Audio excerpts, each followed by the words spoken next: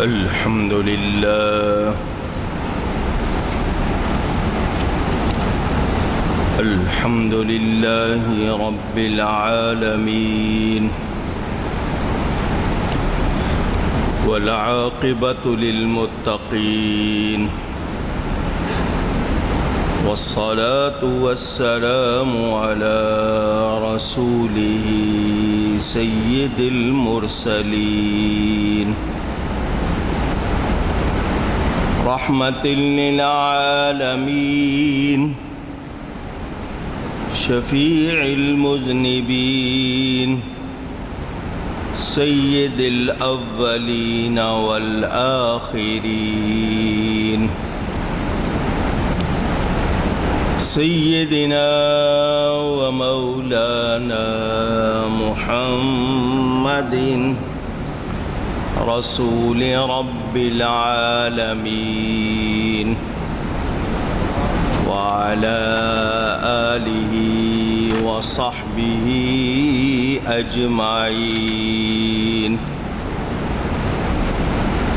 أما بعد فأعوذ بالله من الشيطان الرجيم. بسم الله الرحمن الرحيم. فكأي من قرية أهلكناها وهي ظالمة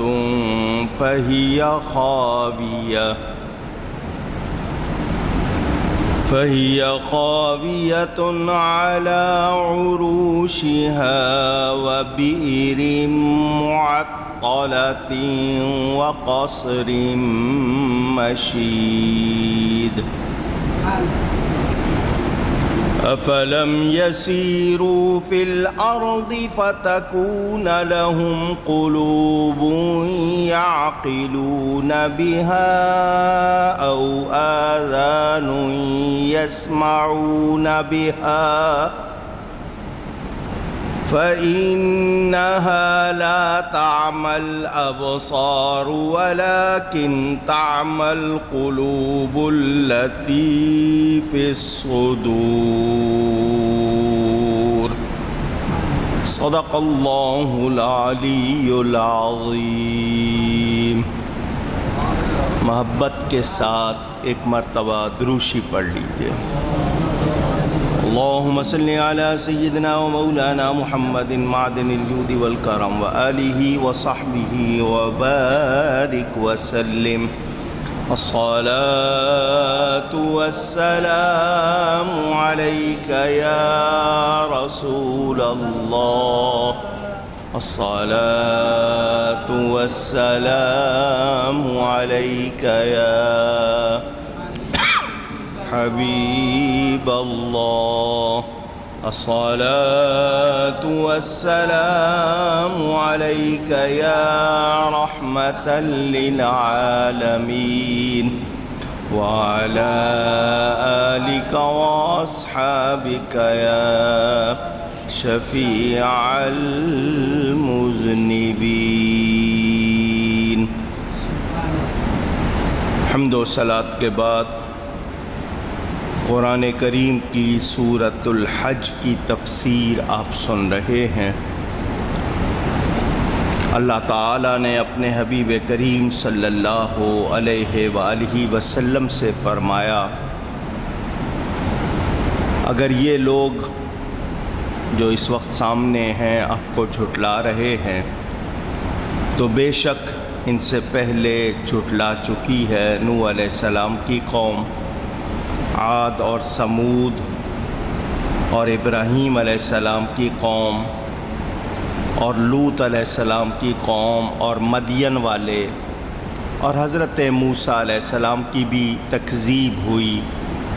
تو میں نے کافروں کو ڈھیل دی پھر انہیں پکڑا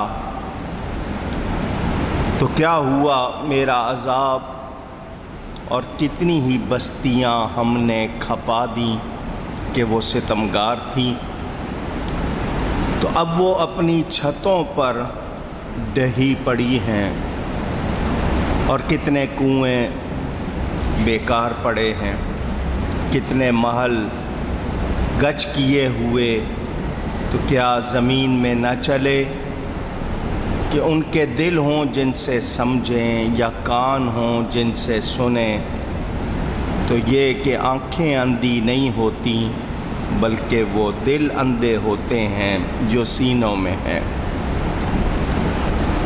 اس حوالے سے یہ نبی کریم صلی اللہ علیہ وآلہ وسلم کو اللہ کی طرف سے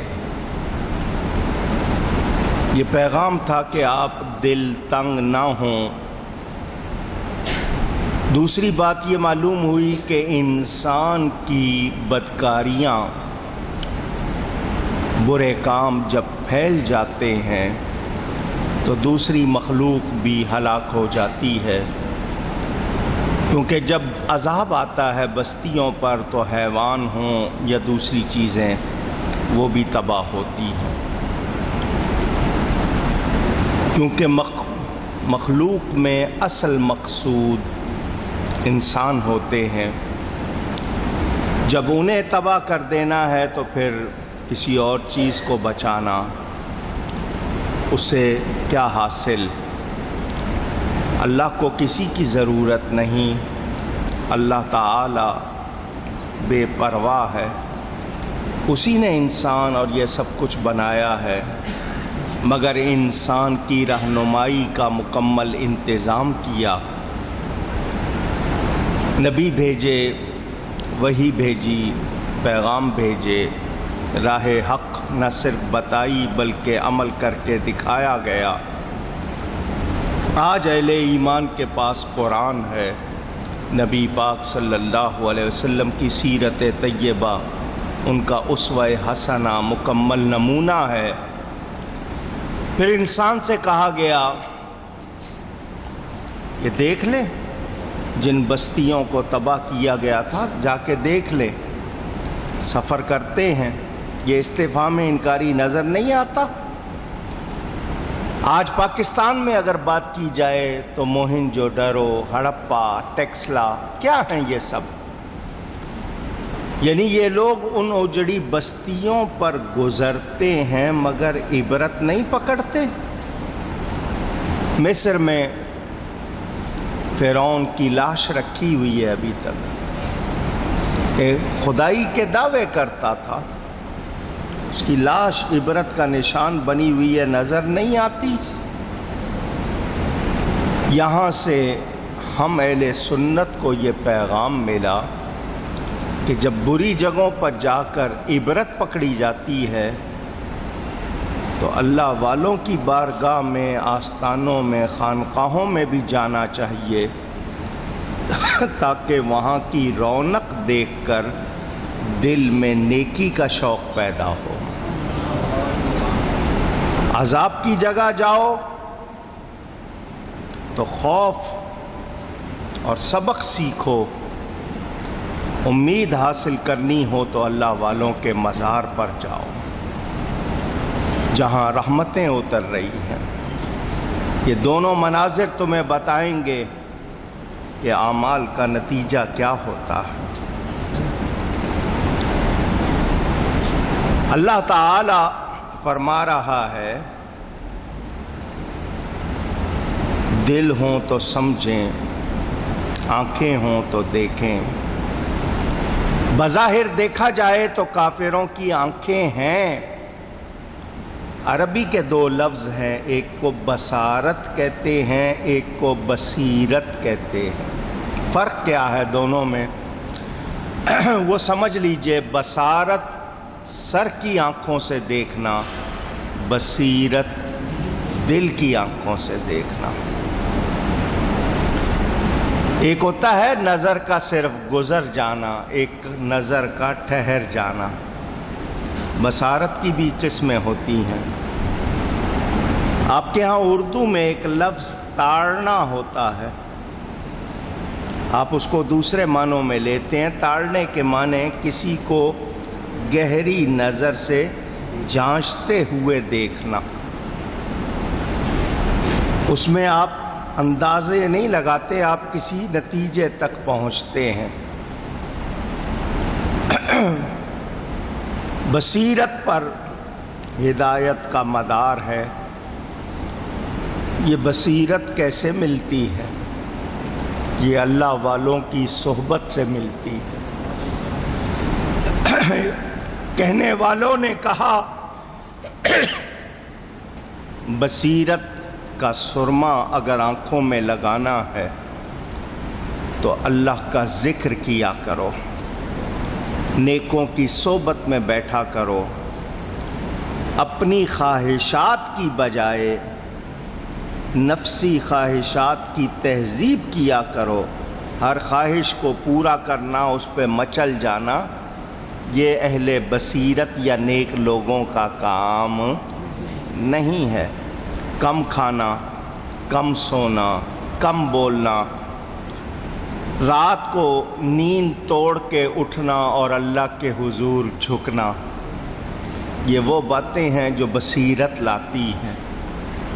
مگر میچ کے لیے جاگ لیں، فلم کے لیے جاگ لیں، پروگرام کے لیے جاگ لیں، اللہ کے لیے جاگنا ہر ایک کا حصہ نہیں ہے۔ یہ دل کے اندھے جو ہوتے ہیں، ان سے مراد کیا ہے کہ یہ لوگ حقیقت تک پہنچتے نہیں۔ جس کو سچ نظر نہیں آتا وہ آنکھ والا ہو کر بھی اندھا ہے، جو سچ نہیں سنتا وہ کان والا ہو کر بھی بہرا ہے۔ اب یہاں سے صرف ایک اشارہ کر رہا ہوں، زندہ کافر بھی مردہ شمار ہوتا ہے، اور جو روح نکل جائے مگر اللہ کی راہ میں جان دے دے، جس کو شہید کہتے ہیں، وہ وفات پا کر بھی زندہ ہوتا ہے۔ ایک بات، دوسرا جملہ کہہ رہا ہوں، اللہ سے تعلق نہیں، دین سے تعلق نہیں تو چلتا پھرتا بازار میں بھی مردہ ہے، اور تعلق ہے تو سویا ہوا مزار میں بھی زندہ ہے۔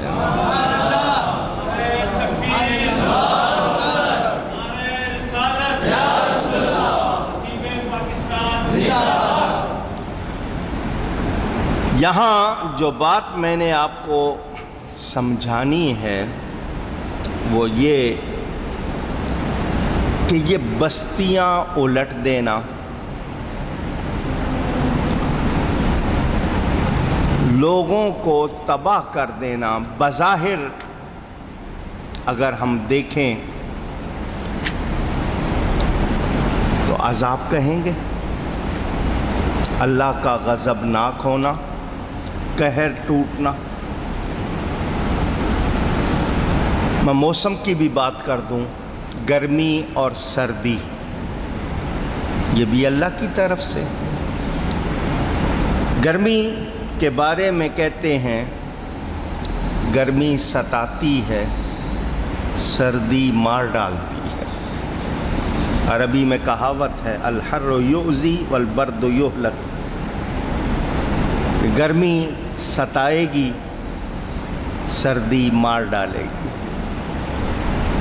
حدیث شریف سے یہ پتہ چلتا ہے کہ یہ گرمی اور سردی جہنم کی سانسیں ہیں۔ جب سانس لیتے ہیں پہلے آپ اندر کھینچتے ہیں اور پھر باہر نکالتے ہیں، سمجھانے کے لیے بتایا۔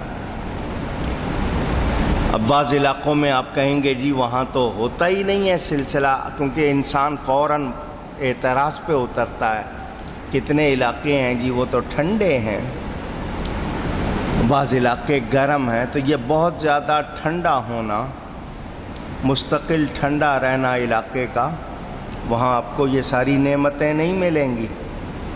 اسی دھوپ سے آپ کے جسم میں وٹامن ڈی آتی ہے۔ کہتے ہیں 10 منٹ اگر انسان کے جسم کو دھوپ نہ لگے تو اس کی ہڈیوں میں طاقت نہیں رہتی۔ پھلوں میں ذائقے، یہ سب اسی دھوپ سے آتے ہیں، گرمی سے آتے ہیں۔ کتنے پھل، آج کل آموں کا سیزن ہے، لفظ امب ہے، الف نون بے، امب، کثرت استعمال سے عام ہو گیا۔ آم کھاتے ہیں آپ، گرمی نہ ہو تو یہ لگتے نہیں ہیں، اس علاقے میں ہوتے نہیں ہیں جہاں گرمی نہ ہو۔ تو یہ موسم، یہ زمین کے تغیرات، یہ بستیاں، یہ جتنی ہیں، بظاہر کوئی یہ گرمی کی شدت دیکھ کے کہے کہ آگ برس رہی ہے، منہ سے نکل جاتا ہے۔ قیامت کی گرمی ہے، ہم یہ لوگ جملہ کہہ دیتے ہیں، حالانکہ اس گرمی کے مقابلے میں یہ گرمی کچھ بھی نہیں ہے۔ یہی تو سیکھنا ہے کہ ان ساری نعمتوں کو برتتے ہوئے ہم حق کو کیوں نہیں پہچانتے؟ ہمارے اندر صلاحیت اللہ نے رکھی ہے، آنکھیں دیکھنے کے لیے دی، کان سننے کے لیے، سمجھنے کے لیے دماغ، دل دیا۔ بظاہر سائنس کہتی ہے دل کا کام دھڑکنا ہوتا ہے، اصل کام دماغ کا ہے۔ دماغ اصل حادثہ ہے، دل کوئی حادثہ نہیں۔ قرآن نے کیوں کہا ہے دل کے لیے؟ آپ کے دماغ میں اثر ہو آپ فوراً قبول کر لیں گے، دل کی بات کے لیے آپ کیسے کہہ سکتے ہیں کہ نہیں ہے؟ جب قدرت کہہ رہی ہے تو وہ ہے، بھلے مجھے اور آپ کو سمجھ آئے یا نہ آئے۔ قوموں کا حال بتایا گیا، قوم عاد، قوم سمود، ہود علیہ السلام، صالح علیہ السلام کی قوم، انہوں نے بھی نبیوں کو جھٹلایا تھا۔ حضرت ابراہیم علیہ السلام کی قوم، مدین والے حضرت شعیب علیہ السلام، بنی اسرائیل حضرت موسیٰ علیہ السلام، جھٹلایا انہوں نے۔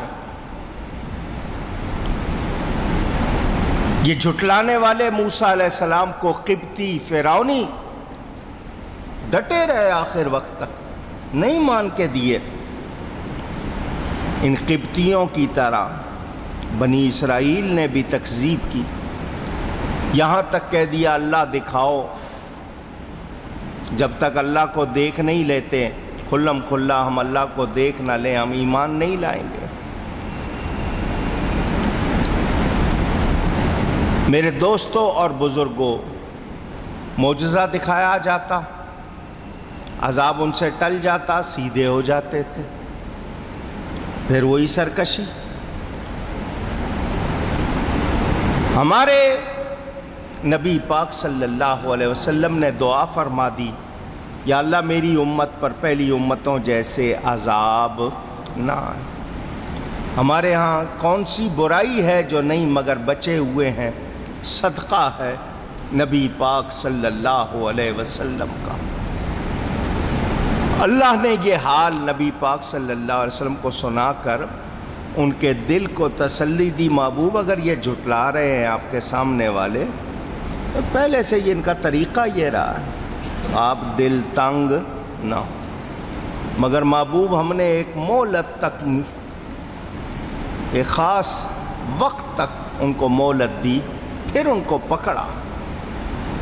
ہر جھٹلانے والی قوم کو عذاب میں مبتلا کیا، کسی کو طوفان سے تباہ کیا، کسی کو آندھی سے تباہ کیا، کوئی چنگھاڑ ایسی آواز نکلی کہ وہ لوگ اس کو سن کر برداشت نہ کر سکے، کسی کو مچھروں سے، کوئی پتھروں سے مارے گئے، کوئی دریا میں غرق ہوئے، کسی کو موسم کی سختیوں سے مارا، سردی سے مارا۔